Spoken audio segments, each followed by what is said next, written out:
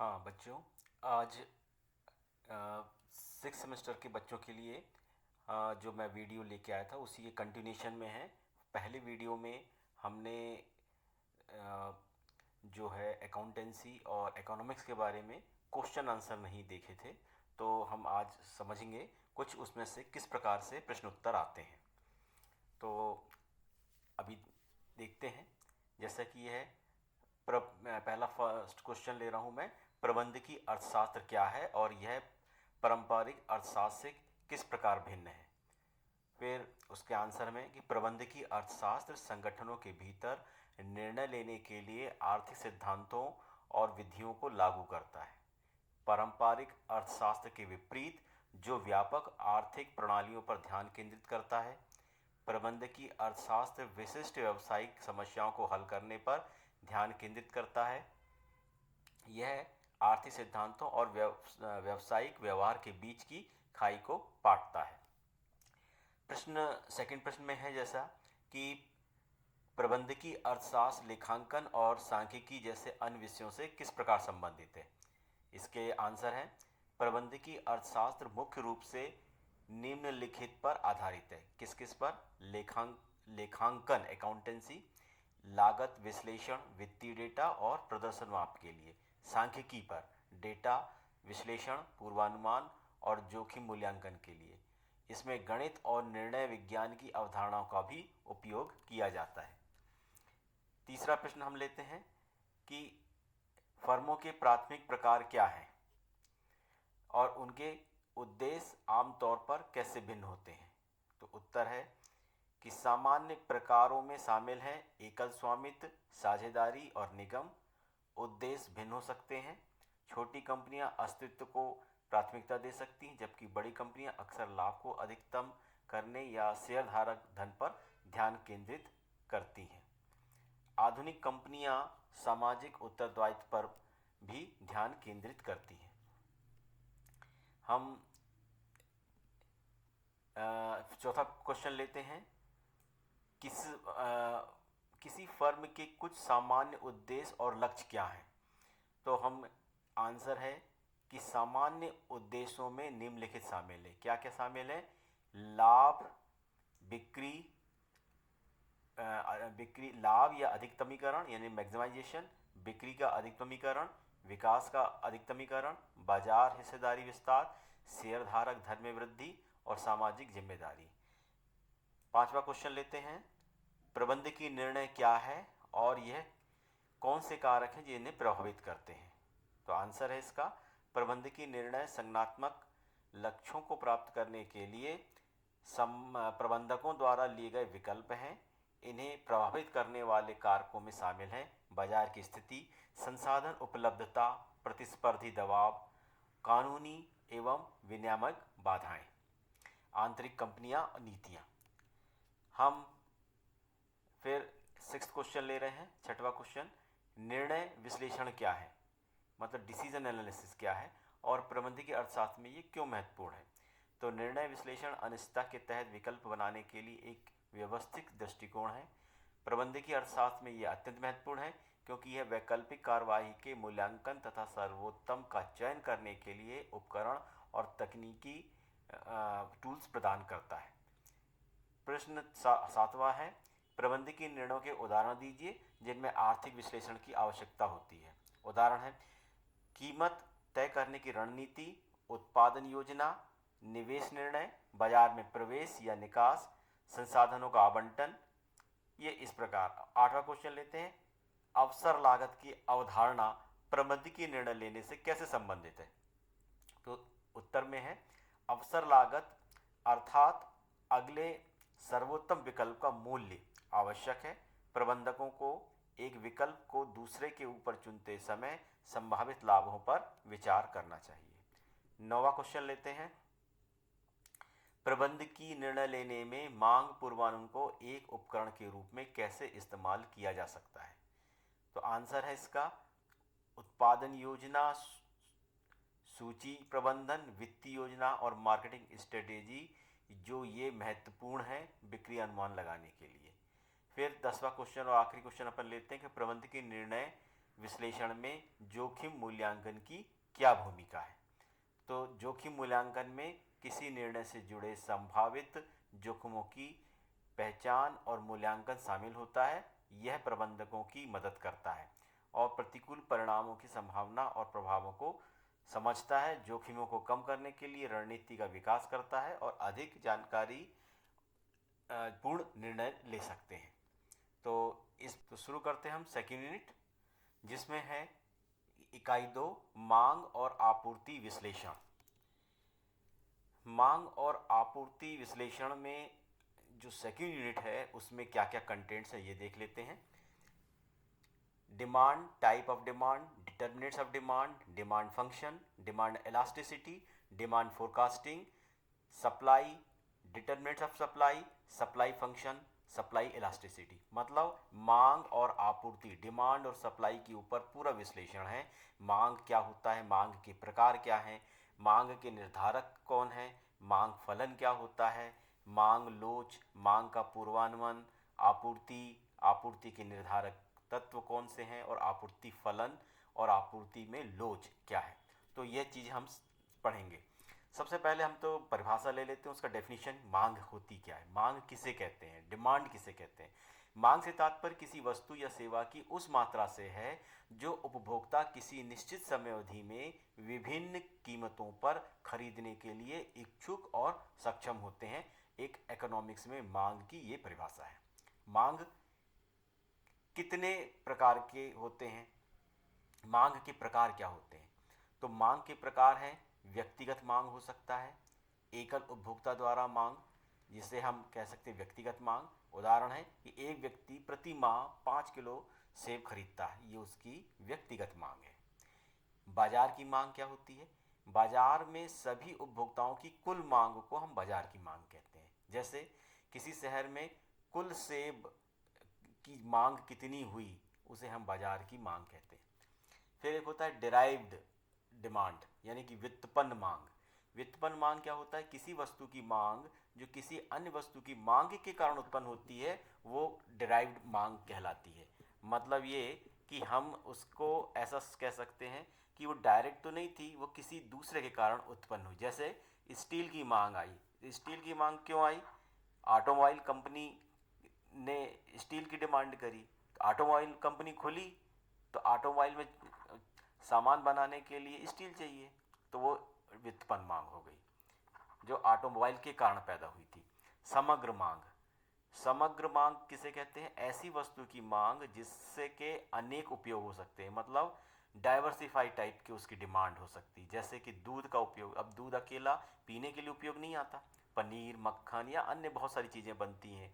तो इस प्रकार ये समग्र मांग है।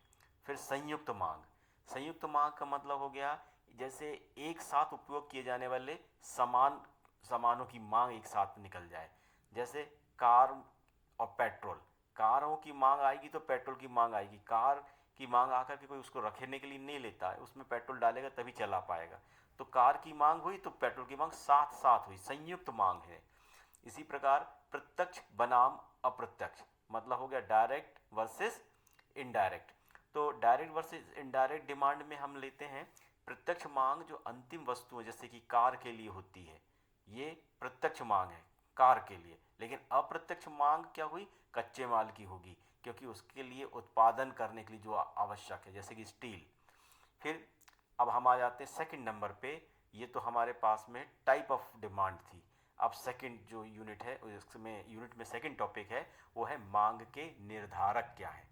तो मांग के डिटर्मिनेंट्स, किसी वस्तु या सेवा की मांग को प्रभावित करने वाले कारक को उसको मांग निर्धारक कहते हैं। जैसे उत्पादन की कीमत, उपभोक्ताओं की आय, संबंधित वस्तुओं की कीमतें, उपभोक्ताओं की प्राथमिक रुचियां, जनसंख्या और भावी अपेक्षाएं।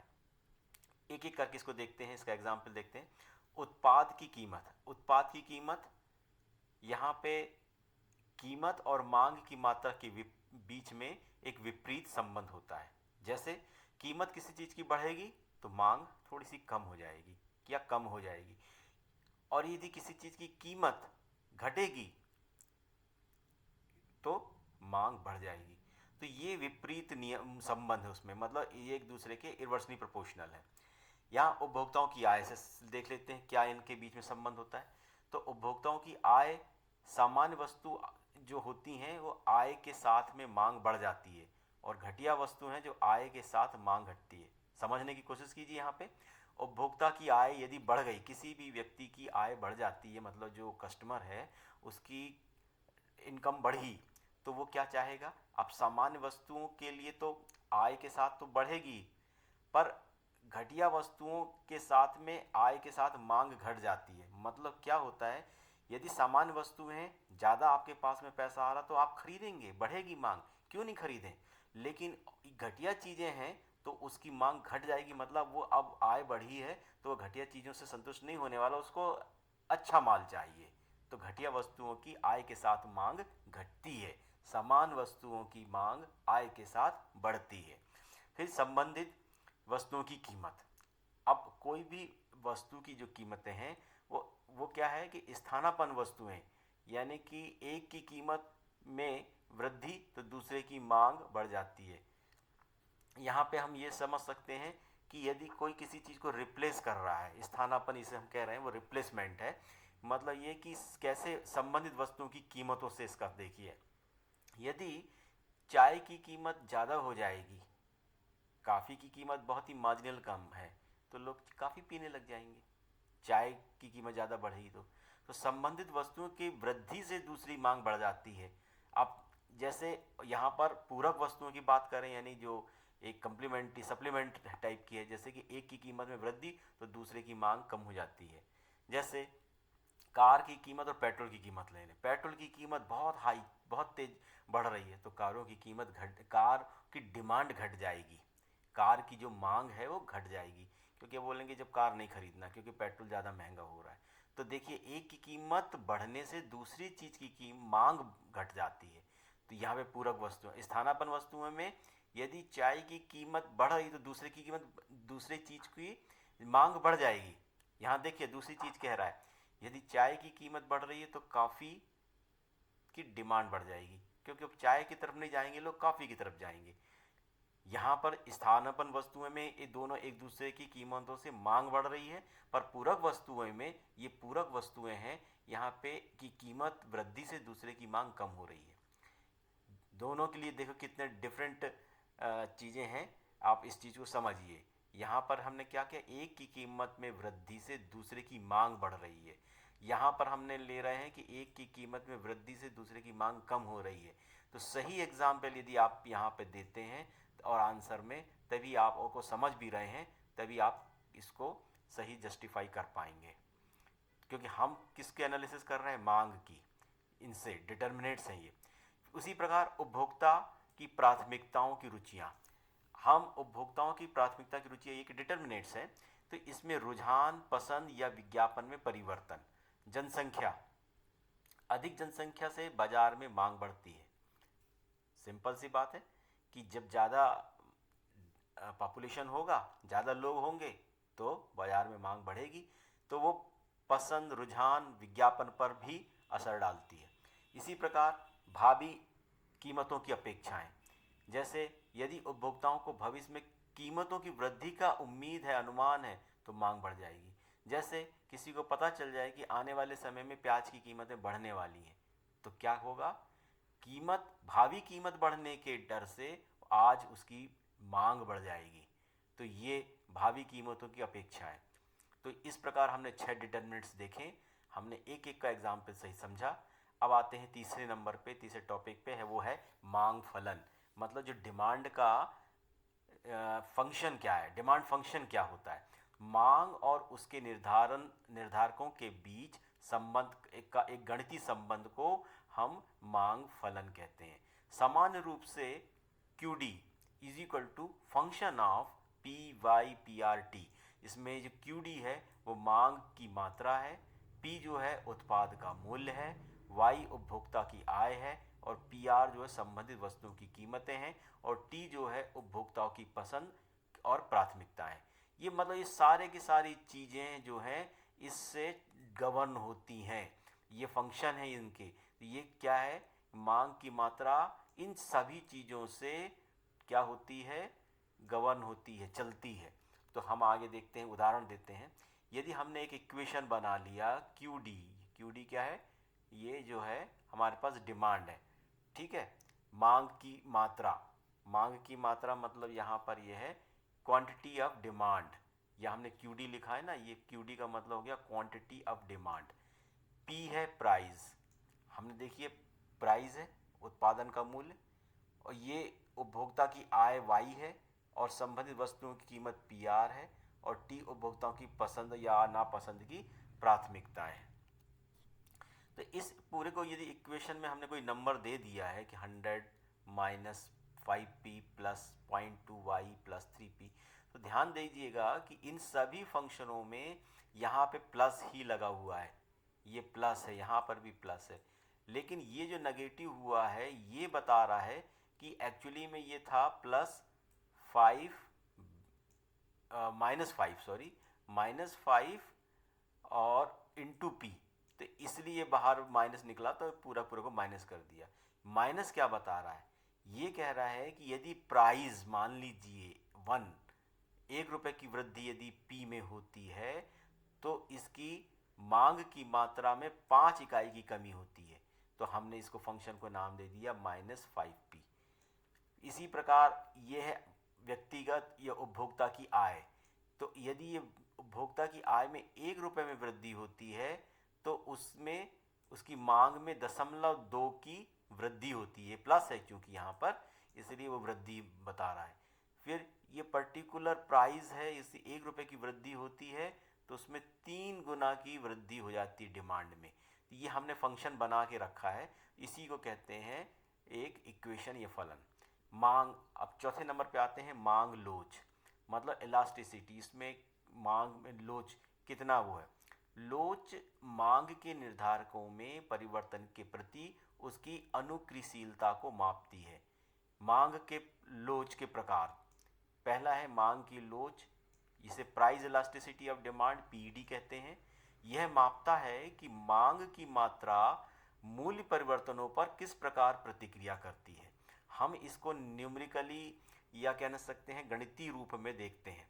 तो हमारे पास एक सूत्र बना लिया हमने कि पीडी मतलब प्राइस इलास्टिसिटी डिमांड, यानी मांग की मूल्य लोच, परसेंटेज क्यूडी में परिवर्तन डिवाइडेड बाई परसेंटेज पी में परिवर्तन। सीधे सीधे से ये है क्यूडी मतलब ये हो गया क्वांटिटी ऑफ डिमांड में कितना परसेंट में जो चेंजेस आ रहे हैं, divided by changes per unit changes of price, तो जो प्राइस में जो परिवर्तन आ रहे हैं प्रति प्रतिशत में, तो इसको हम कहते हैं प्राइस इलास्टिसिटी ऑन डिमांड। मतलब ये कि प्राइस इलास्टिसिटी डिमांड क्या है, तो ये हम सीधे सीधे फैक्टर से देखते हैं उसको, हम आगे न्यूमेरिकल करेंगे तो समझ में आ जाएगा आपको। इसी प्रकार लोचदार, हम किस, अब इससे निष्कर्ष क्या निकालते हैं, इससे यदि हमारे पास ये एक फैक्टर निकलेगा, तो फैक्टर निकलेगा तो या तो दो बातें होंगी, या तो ग्रेटर देन 1 होगा या तो लेसर देन 1 होगा, ठीक है। तो यदि मान लो ये पीडी हमने निकाला, ये फैक्टर जो निकाला, ये फैक्टर हमारा 1 से अधिक है, तो हम क्या कहेंगे, लोचदार, मांग मूल्य परिवर्तनों के प्रति अत्यधिक संवेदनशील है, ये हमारा क्या निकलेगा, निष्कर्ष निकलेगा। यदि वो 1 से कम आता है, 1 से कम आता है, तो हम उसको क्या कहेंगे, मांग मूल्य परिवर्तनों के प्रति कम प्रतिक्रियाशील है। न्यूमेरिकल है ये, पर ऐसा न्यूमेरिकल नहीं है कि आंसर देना 0.056 या जो भी आंसर आ रहा है, ये नहीं, हम इससे कुछ निर्णय निकालते हैं। तो या तो 1 से अधिक होगा या तो 1 से कम होगा, तो इन दोनों स्थिति में हम निकालेंगे। यदि 1 से अधिक होगा तो वो क्या हो जाएगा, लोचदार, और यदि 1 से कम आता है तो ये हो जाएगा अलोचदार, यानी कि मांग मूल्य परिवर्तनों के प्रति कम प्रतिशत, ये हमें निकालना है। और यदि ऐसा भी हो सकता है कि दोनों बराबर हो जाए, तो हमारे पास अंश और हर दोनों बराबर हो जाए, तो पीडी बराबर 1 हो जाएगा, तो ये हो जाएगा एकात्मक लोचदार, मतलब मात्रा में प्रतिशत परिवर्तन मूल्य में परिवर्तन के बराबर है। एकात्मक लोचदार ये हमारा आंसर होगा यदि 1 आता है तो। सेकंड पे आते हैं, मांग की आय लोच, इनकम इलास्टिसिटी ऑफ डिमांड, इसे कहते हैं YED। क्या मतलब होता है इसका? YED में हम वही कर रहे हैं, लेकिन यहाँ पर हम हर चीज़ क्या निकाल रहे हैं, क्वांटिटी ऑफ डिमांड से ही दे रहे हैं। लेकिन हमने अभी पिछली बार देखी क्या करे थे, यहाँ पर हमने क्यू परसेंटेज QD में परिवर्तन डिवाइडेड बाई परसेंटेज P में परिवर्तन लिया था। यहाँ पर हम क्या कह रहे हैं, परसेंटेज QD में परिवर्तन डिवाइडेड बाई, सेम चीज वही रखा, डिवाइडेड बाई, यहाँ P की जगह हमारा Y आ गया, परसेंटेज Y में परिवर्तन। तो परसेंटेज Y में परिवर्तन कितना आ रहा है, तो ये हमारे पास, क्योंकि Y हमने क्या लिया था, Y हमने लिया था उपभोक्ता की आय, तो उपभोक्ता की आय में परिवर्तन कितना हुआ। यदि हम इसमें देखते हैं, ये दो बातें हो सकती हैं, या तो ये 0 से अधिक होगा या तो ये 0 से कम होगा। यदि 0 से अधिक है तो हम इसको क्या कहते हैं, सामान्य वस्तुएं, आय के साथ मांग बढ़ती है, और यदि घटिया वस्तुएं हैं तो आय के साथ मांग घटती है, तो ये क्या हो जाता है, लेस देन 0, नेगेटिव हो जाएगा। ये नेगेटिव चीज़ है, ठीक है, क्योंकि 0 बड़ा है, यहाँ पे नेगेटिव में आएगा YED, ये परिवर्तन। आगे चलते हैं, तीसरा नंबर, मांग की क्रॉस मूल्य लोच। अब यहाँ पर अब देखेंगे कि cross price elasticity of demand है, इसे हम क्या कहते हैं, XED कहते हैं। ये मापता है कि एक वस्तु की मांग की मात्रा दूसरी वस्तु के मूल्य परिवर्तन पर किस प्रकार प्रतिक्रिया कर रही है। हम क्या निकाल रहे हैं, ये निकाल रहे हैं कि एक वस्तु की मांग की जो डिमांड की जो क्वांटिटी है वो दूसरे वस्तु के मूल्य के परिवर्तन पर किस प्रकार रिएक्ट करती है। तो यहाँ से हम देखते हैं कि percentage change in QD upon QD मतलब A गुड्स का divided by percentage in P of goods B। दो वस्तुएं हैं, गुड्स A, पहले वस्तु गुड्स A, दूसरी वस्तु हमारा गुड्स B, तो लेकिन परसेंटेज चेंज में डिमांड यहाँ पर ले रहे हैं, गुड A का डिमांड ले रहे हैं, यहाँ पे प्राइस में ले रहे हैं। जैसे कि हमने बताया था कि यदि कॉफ़ी की कीमतों में वृद्धि हो रही है, चाय की कीमत बढ़ रही है, तो गुड्स B जो चाय है, तो कॉफ़ी में क्या हो जाएगी, डिमांड बढ़ जाएगी। तो यहाँ पर हमारे पास क्या आ गया कि ये जो है गुड्स A हमारे लिए जैसे कॉफ़ी है, तो इसमें डिमांड बढ़ रही है, तो इस परसेंटेज चेंज इन QD। तो इस प्रकार इसको हम कह सकते हैं। दूसरी चीज़ हमने यदि इसमें हम ये चीज़ देखते हैं कि यदि ये 0 से बड़ी है यानी पॉजिटिव है, तो ये जो वस्तु B की कीमत में वृद्धि से वस्तु A की मांग बढ़ जाती है। जैसे हमने चाय और कॉफ़ी का एग्जाम्पल लिया था, यहाँ पे हमने एग्जाम्पल किसका लिया था कि एक की कीमत में वृद्धि से दूसरी की मांग कम हो जा रही है, ये नेगेटिव हो जाएगा, मतलब ये XED हमारा नेगेटिव हो जाएगा। यहाँ पे हमने लिया था पेट्रोल और कार का एग्जाम्पल। यदि पेट्रोल जो है कि पेट्रोल मतलब हमारे पास वस्तु B है, यानी कि गुड्स B जो है पेट्रोल है, पेट्रोल की कीमत बढ़ गई तो क्या होगा, A की मांग में कमी आ जाएगी। यहाँ पर हमने मैथमेटिकल उसको दिखा दिया। आगे चलते हैं, किसी उत्पाद या सेवा की भावी मांग का पूर्वानुमान लगाने की प्रक्रिया, मांग का पूर्वानुमान। तो मांग का पूर्वानुमान कैसे लगाते हैं, क्या तरीके हैं उसके, गुणात्मक विधि होती है और एक मात्रात्मक विधि होती है। गुणात्मक विधि मतलब हो गया आपका क्वालिटी वाइज, और मात्रात्मक मतलब क्वांटिटी वाइज। तो यहाँ विशेषज्ञों की राय और बाजार का सर्वेक्षण पर आधारित होता है, और ये डेल्फी विधि और बाजार अनुसंधान कहलाता है, यानी कि पूरी तरीके से बाजार का रिसर्च होता है, इसलिए कहते हैं। और डेल्फी विधि ये होती कि बहुत सारे विज्ञ लोगों को बैठाल के उनके मतों को लेते हैं चेक, फिर उनमें से हम निष्कर्ष निकालते हैं। तो ये गुणात्मक विधि है। मात्रात्मक विधि कहती है कि ऐतिहासिक डाटा, यानी जो पुराना डाटा है, हमारा ट्रेंड क्या रहा वो देखते हैं, और सांख्यिकी तकनीकों का उपयोग करते हैं। हम देखेंगे कि पिछले 10 वर्षों में या 5 वर्षों में इनकी कीमत इस माह पर ऐसे ऐसी बढ़ी, या कैसा हुआ तो हमारी डिमांड ये रही। तो ऐसी पुरानी जितनी भी बातें हैं हम इसको ऐतिहासिक डाटा निकाल के करते हैं। उदाहरण जैसे समय श्रृंखला विश्लेषण, प्रवृत्ति प्रक्षेपण, मतलब टेंडेंसी जो होता है, टेंडेंसी निकालना स्टैटिस्टिक्स में होता है, सेंट्रल टेंडेंसी निकालना, मोड, मीन, मीडियन, इन तीनों से निकलते हैं। और ये औसत, ये सारी चीज़ों से ये हमारे पास एक मात्रात्मक विधि है। प्रतिगमन विश्लेषण, जैसे हमने कि पहले वाली यूनिट में भी किया था, रिग्रेशन एनालिसिस, तो ये है चरों के बीच में संबंध की पहचान करना, और उसको हम क्या करते हैं, ऐसे लेते हैं और एक्स एक्सिस वैक्स की जो बहुत सारे डाटा हैं, यहाँ यहाँ आपके जो डाटा आएंगे, हम उसमें से छूती हुए एक लाइन को टच करते हुए लाइन खींचेंगे, तो हमें ट्रेंड पता चल जाएगा कि एक्स एक्सिस और वाई एक्सिस पे यदि हमने ये लिया है एक्स एक्सिस पर, और ये वाई एक्सिस पर यदि हमने लिया है जो भी क्वांटिटी लिए, तो किस तरफ झुकाव है, यदि लाइन का झुकाव हमारा एक्स की तरफ है कि वाई की तरफ है, ये इस प्रकार है। तो ये चीज़ है। फिर है अर्थमितीय मॉडल। तो जो अर्थमितीय मॉडल जो है वो आर्थिक सिद्धांतों और सांख्यिकी विधियों के संयोजन से मिलता है। मांग का पूर्वानुमान का महत्व, उत्पादन योजना, इन्वेंट्री प्रबंधन और मूल्य निर्धारण रणनीतियों में मदद करता है। अब हम अनिश्चितता कम होती है और निर्णय लेने की क्षमता में सुधार होता है। आपूर्ति, अब हम इस सब चीज़ों को, डिमांड बात को ख़त्म करते हुए अब आ जाते हैं हम आपूर्ति पे। आपूर्ति क्या है? आपूर्ति मतलब होता है सप्लाई, डिमांड और सप्लाई, ये दो चीज़ है। यदि जैसे जैसे यदि डिमांड बढ़ेगी सप्लाई भी बढ़ानी पड़ेगी, तो यदि हमको स्टेगनेट रखना है अपनी बिजनेस को। तो अब परिभाषा, पहले आपूर्ति होता क्या? आपूर्ति से तात्पर्य किसी वस्तु या सेवा की उस मात्रा से है जिसे उत्पादक किसी निश्चित समय अवधि में विभिन्न कीमतों पर बेचने के लिए इच्छुक और सक्षम होते हैं। आपूर्ति के निर्धारक, किसी वस्तु या सेवा की आपूर्ति को प्रभावित करने वाले कारक हैं उत्पाद की कीमत, उत्पाद की लागत, प्रौद्योगिकी, संबंधित वस्तुओं की कीमतें, आपूर्तिकर्ताओं की संख्या, सरकारी नीतियां, भावी कीमतों की अपेक्षा, और फिर उसके बाद हम आपूर्ति फंक्शन को पढ़ेंगे। हम ये देखना चाह रहे हैं कि जो हमारी सप्लाई के डिटरमिनेंट्स क्या हैं, आपूर्ति के निर्धारक, जैसे हमने क्या, ये कैसे चलती है, किस प्रकार से प्रभावित होती है, उनमें कौन से कारक हैं, कौन से फैक्टर हैं जिससे वो प्रभावित करते हैं।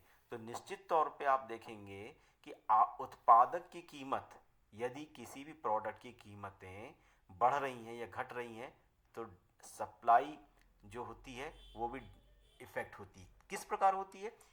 कीमतों और आपूर्ति की मात्रा के बीच सीधा संबंध है, उसे आपूर्ति का नियम कहते हैं। उत्पादन लागत, यदि उच्च लागत होगी तो आपूर्ति कम हो जाएगी। कोई भी चीज़ को बनाने में बहुत, आपने देखा कि छोटी गाड़ियाँ बहुत आसानी से जल्दी मिल जाती हैं, उनकी डिमांड कंटिन्यूस बनी रहती है, लेकिन बड़ी उनको सप्लाई भी बनी रहती है। अभी आप जाने, पहले ज़माने में, किसी ज़माने में होता था कि स्कूटर के लिए भी नंबर लगाना पड़ता था, लेकिन आजकल टू व्हीलर्स और ये तो एकदम आसानी से मिल जाती हैं। लेकिन कोई बड़ी गाड़ी है, जैसे कि हम टोयोटा की गाड़ी, उसकी गाड़ी है आपके, बहुत ही जो ऊंचे किस्म के होते हैं, मर्सिडीज़ बेंज है, या और भी बड़ी बड़ी गाड़ी जगुआर की है। इनकी गाड़ियों के लिए क्या होता है कि आपूर्ति एकदम कंटिन्यूस नहीं बनती, इसके लिए उच्च लागत आती है, क्योंकि उसमें तो इनकी आपूर्ति भी कम होती है। फिर टेक्नोलॉजी, टेक्नोलॉजी का भी उसमें बहुत योगदान है। टेक्नोलॉजी, बेहतर प्रौद्योगिकी की लागत कम करके आपूर्ति को बढ़ाती है। यदि हमारे पास बहुत अच्छी टेक्नोलॉजी होगी तो हमारे पास ज़्यादा तेज़ी से हम प्रोडक्शन करेंगे और इसी प्रकार हम सप्लाई को बढ़ा सकते हैं।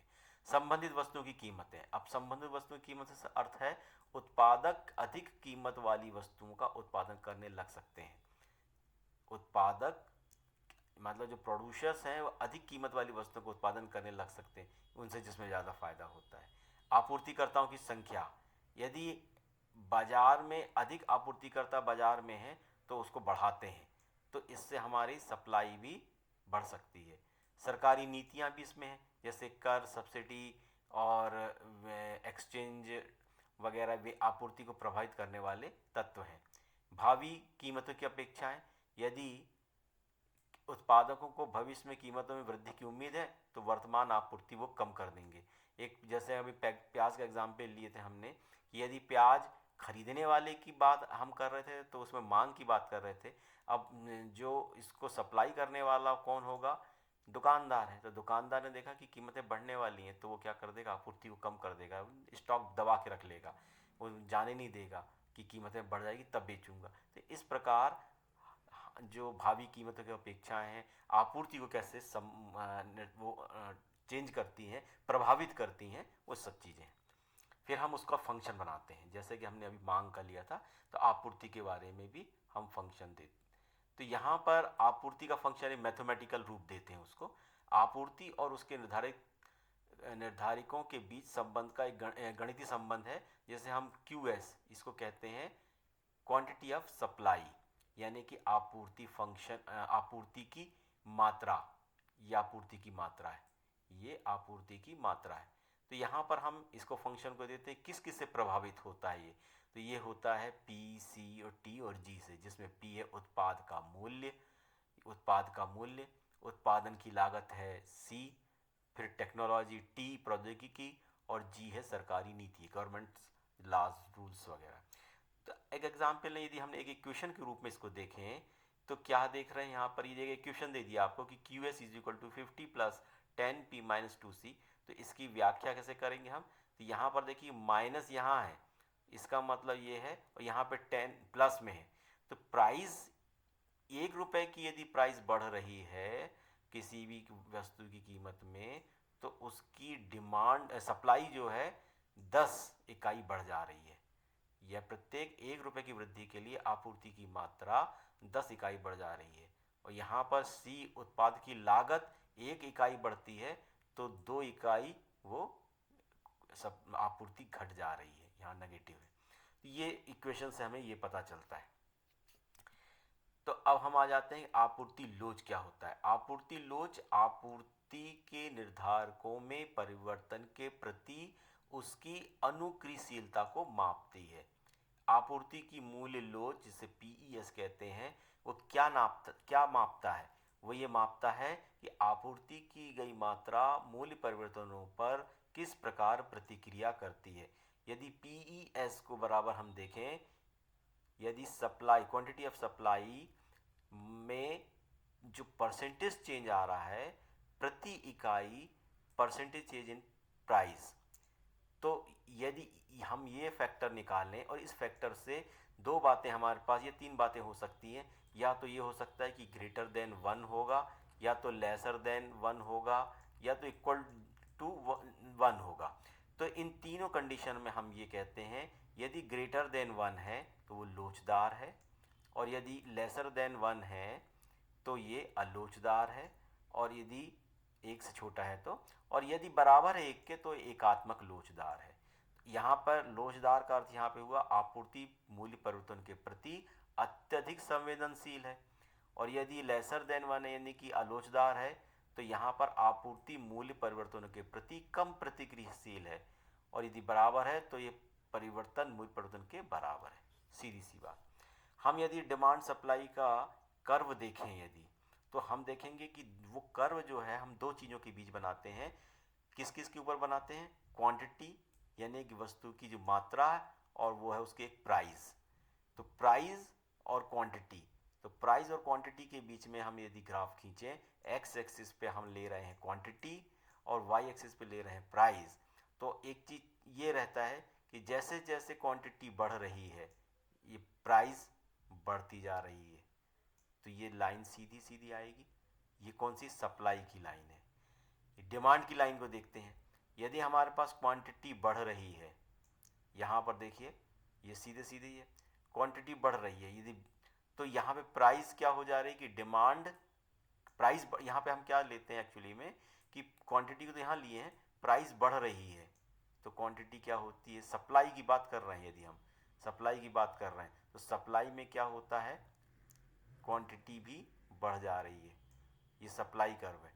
डिमांड कर्व में क्या कह रहा है, ये डिमांड कर्व में ये कह रहा है कि यदि जैसे जैसे प्राइस बढ़ रही है और तो हमारी क्वांटिटी यहाँ पे ले रहे हैं, यहाँ पर 15 है प्राइस, तो यहाँ पर ये ले रहा है 20 डिमांड हो गई, कम है क्योंकि कीमत, तो भाई ज़्यादा डिमांड है। यहाँ पर प्राइस बढ़ा दिए हमने, तो यहाँ पर क्वांटिटी यहाँ पे कम हो गई। तो डिमांड जो होता है वो इस पे चलता है, ये उपभोक्ता ओरिएंटेड हो गया। यहाँ पर उल्टी चीज चल रही थी कि दो बराबर हो रहे थे दोनों। जैसे जैसे क्वांटिटी बढ़ रही है मतलब प्राइस बढ़ते जा रही है, क्वांटिटी बढ़ती जा रही है, क्योंकि ये सप्लाई वाली नियम पे लगता है। ये उपभोग, ये दुकानदार है, सेलर है, ये खरीदार है। तो इस प्रकार क्वेश्चन हम देखते हैं, एक न्यूमेरिकल क्वेश्चन देखते हैं। Demand function of goods X is, ये दिया है, ये डिमांड फंक्शन दिया है, D X is equal to 60 minus 10p। तो find out the price of X when demand will be 20 unit, 10 unit और 60 यूनिट। वस्तु का x का demand function D X is equal to 60 ऋण 10p है। तो x का मूल ज्ञात कीजिए जब मांग यदि 20 इकाई है, 10 इकाई है और 0 इकाई है। तीन कंडीशनों में आप x का मान निकालना है हमें। तो कैसे निकालेंगे इसका? सीधे सीधे से x बराबर हमें निकालना है, क्या होगा, x की कीमत निकालना है। फंक्शन ये हमारे पास इस फंक्शन से गवर्न हो रहा है। तो हम ये मान के चलते हैं कि demand function D X is equal to 60 minus 10p है। तो यहाँ पे x जो है, find out the price of x। भाई सीधी सीधी सी बात यह है कि हमें क्या निकालना है, प्राइस निकालना है, यानी p निकालना है, p की वैल्यू निकालनी है। तो इस p की वैल्यू निकालने के लिए हमारे पास डिमांड फंक्शन में 10 इकाई 10 यूनिट्स है। तो हमारे पास क्या हो जाएगा, 20, पहला वाला कर ले रहे हैं, 20 is equal to 60 minus 10p। सीधे सीधे से रख दिया अपन ने। तो p बराबर कितना आ जाएगा अपने पास में, p इज इक्वल टू आ जाएगा 60 minus 20 divided by 10। 60 minus 20 is equal to कितना हो गया, 40 divided by 10 is equal to हो जाएगा 4। ये हो जाएगा 4। तो ये p क्या आ गया, 4 आया। तो find out the price of x, 4 है, 10 के लिए कितनी होगी, यदि 10 है तो हम यहाँ पे 10 रख देंगे, 10 रख देंगे तो कितना हो जाएगा, 5 हो जाएगा। और यदि 0 है तो कितना हो जाएगा, 30 हो जाएगा। तो इस प्रकार हम आंसर निकाल सकते हैं। ये हमारे तीनों सवाल। अब दूसरा देखते हैं, the demand function of goods is Q D is equal to this, find out the level of demand when price will be this. अलग अलग 5 और 10 दिया है। तो इसमें क्या करेंगे हम, सीधे सीधे से प्राइस दिया है 5 और 10, तो यहाँ पर हम क्या निकालना है, लेवल ऑफ डिमांड निकालना है। तो लेवल ऑफ डिमांड में p की वैल्यू रखेंगे, क्यू डी निकाल लेंगे। 600 माइनस 25 इंटू 5, तो 25 इंटू 5, 25 पंज 125, 600 से घटा दो 125, ये आपके आंसर आ गया। 10 का मल्टीप्लिकेशन 5 कर दो, 600 से 250 घटा दो, यहाँ पे आपका आंसर आ गया। ये हो गया सीधे सीधे से एकदम 8वीं क्लास 5वीं क्लास का गणित है ये, लेकिन इसको समझना है आपको। इसी प्रकार है, what is the slope of demand function Q D is equal to this. अब यहाँ पर देखिए क्या पूछ रहा है, सीधे सीधे आंसर नहीं पूछ रहा, केवल डिमांड फंक्शन का स्लोप निकालना है। तो स्लोप किसी भी चीज़ का एक्स एक्सिस वाई एक्सिस में, यदि हम देखेंगे एक लाइन खड़ी ये जा रही है, ये वाई एक्सिस है और ये एक्स एक्सिस है, तो यहाँ पर इसका इक्वेशन क्या होता है, y is equal to m x plus c. यहाँ पे ये c जो है ये है, ये c है, और ये जो है बाकी का x और y, ये कोऑर्डिनेट्स हैं इनके, यहाँ यहाँ जो कोऑर्डिनेट्स गए हैं, ठीक है। और m जो है स्लोप है, m इज इक्वल टू जो है ये टोटल स्लोप बता रहा है, तो हमें यहाँ पे m ही निकालना है। तो m निकालने के लिए हम क्या करेंगे, इसके पूरे के पूरे को, यानी ये जो दिया इसको डिफ्रेंशिएट कर देंगे। तो डिफ्रेंशिएट कर देंगे तो क्या लेंगे, क्यू डी, इसको कैसे करेंगे, क्यू पी ले लेंगे यहाँ पे, क्यू पी, क्योंकि आप क्या निकालना है, डिमांड फंक्शन निकालना है। स्लोप लेते तो उल्टा क्यू अपॉन क्यू डी, अब Q P upon Q D निकालना है। तो QP अपॉन QD निकालना का मतलब ये है, यदि हम इसको P को इसके QD के सापेक्ष इंटीग्रेट कर दें तो यहाँ पे क्या हो जाएगा, 1 हो जाएगा। और ये वाला जो फंक्शन हमारे पास क्या हो जाएगा, P के सापेक्ष करेंगे इसको तो ये 1 हो जाएगा। ये क्वांटिटी 0 हो जाएगी क्योंकि ये कांस्टेंट जो होता है उसका इंटीग्रेशन क्या होता है, 1 होता है। यहाँ पे 1 हो जाएगा, इज इक्वल टू क्या आ जाएगा, -1/7। तो इस प्रकार हम इसको निकाल सकते हैं। आगे देखते हैं, किसी उत्पाद की मांग फंक्शन ये दिया है, उत्पाद का मांग फंक्शन इस प्रकार दिया है, यदि कीमत $20 से बढ़ के $25 हो जाती है तो मध्य बिंदु विधि से का उपयोग करके मांग की कीमत की लोच की गणना करें। तो देखिए जो ये है मध्य बिंदु विधि, मिड पॉइंट मेथड बोलते हैं इसको। मिड पॉइंट मेथड में क्या होता है कि हम हर बार जोड़ते चलते हैं। कैसे करना है इसको, यदि 20 से 25 हो गई है तो हमारे पास फंक्शन ये वाला इस पे गवर्न कर रहा है। तो यहाँ पर हम क्या करेंगे, प्रारंभिक पहले P1 रख के देखते हैं इसमें। तो P1 रखेंगे तो क्या हो जाएगा, पहली वाली क्वांटिटी ले रहे हैं, QD की जगह Q1 रख दिया, 100 जो कहते हो -2 ये जो है, फिर उसके बाद 20 रख दिया तो हमारे पास 60 आ गया। फिर हमें दूसरी बार नया मूल्य हमारा बढ़ के कितना 25 हो गया, तो एक बार दूसरी बार में हमने P बराबर 25 रखा तो ये हो गया 50 हो गया। तो Q1 और Q2 हमने निकाला। अब Q1 Q2 निकाला तो Q2 से Q1 को हम माइनस करके देखते हैं, divided by Q2 plus Q1 divide by 2 minus divided by P2। ये आपका फंक्शन है, इसको आपको याद रखना पड़ेगा। मध्य बिंदु विधि के लिए ये वाला फार्मूला यूज होता है। तो इसको हम कैसे निकालते हैं, अब इसमें Q2 Q1 रखना है। Q1 Q2 हमने निकाल चुके हैं, P2 P1 हमारे पास दिया हुआ है। यदि Q1 है तो P1 क्या रखा था हमने, 20 रखा था।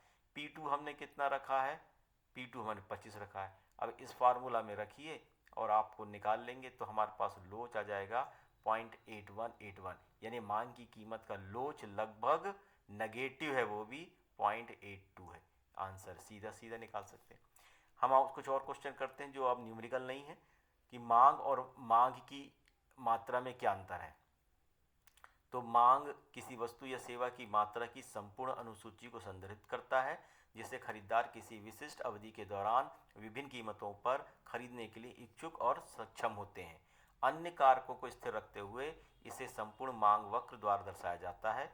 मांग की गई मात्रा किसी वस्तु या सेवा की एक विशिष्ट मात्रा को संदर्भित करता है जिसे क्रेता मांग वक्र के एक विशिष्ट बिंदु पर एक विशेष मूल्य पर खरीदने के लिए इच्छुक और सक्षम है। क्वेश्चन 2 है, मांग के 3 प्रकारों की सूची बनाएं और उनकी व्याख्या करें। तो मांग के 3 प्रकार कौन कौन से होते हैं, प्रत्यक्ष मांग, व्युत्पन्न मांग और संयुक्त मांग। जैसा कि हमने देखा, तो ये आपको एग्जाम्पल से देना है कि ऐसी वस्तुओं की मांग जो उपभोक्ता की इच्छाओं को सीधे संतुष्ट करती है, जैसे भोजन, वस्त्र, ये प्रत्यक्ष मांग है। व्युत्पन्न मांग, जैसे हमने कार का उत्पादन होने के लिए या ऑटोमोबाइल की स्टील का लिया था।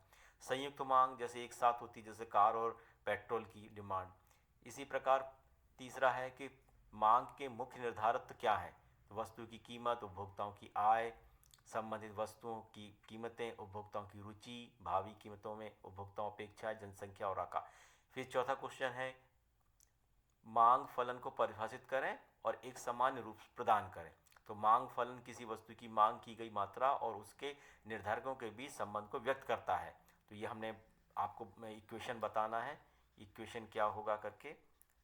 तो ये जो चीज़ें हैं आपको समझ में आना चाहिए ये चीज़ें।